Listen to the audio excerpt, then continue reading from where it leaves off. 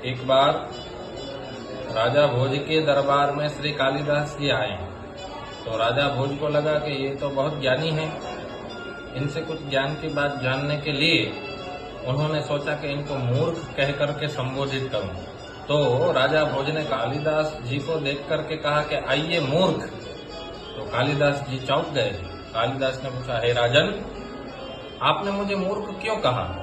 मूर्ख का तो कोई भी लक्षण मुझ में प्रतीत नहीं होता। तब राजा भोज ने कहा कि मूर्ख का लक्षण क्या है? तो कालिदास जी ने कहा कि गतम न सोचामि कृतम न मन्ये। कालिदास जी कहते हैं कि जो बीती बात को सोच करके वर्तमान में पीड़ित होता है, जो बीती हुई बात को सोचता है, वह प्रथम मूर्ख है।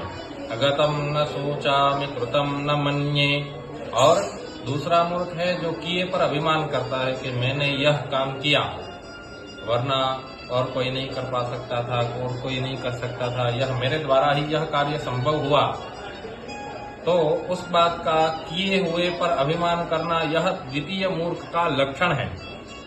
और खादन न गच्छामि, जो व्यक्ति खाते खाते चलता है और जो व्यक्ति चलते चलते खाता है, बात एक ही है। तो खाते खाते चलने पर भी व्यक्ति मूर्ख लगता है, क्योंकि यह पागलों का और मूर्ख का तृतीय लक्षण है। खादन न गच्छामि हसन न जल्पे।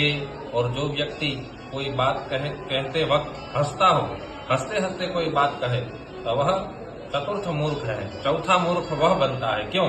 क्योंकि कोई बात कही जाए तो उसे गंभीरता से कहनी चाहिए। क्यों?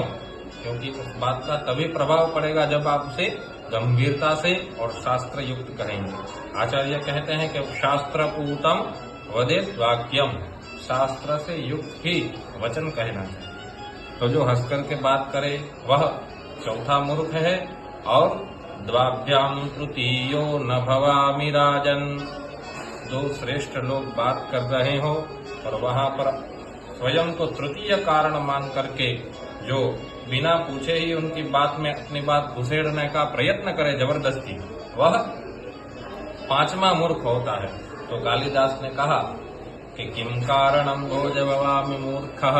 हे राजन, इन 5 लक्षणों में से एक भी लक्षण मुझ में प्रतीत नहीं होता, तो आपने मुझे मूर्ख क्यों कहा?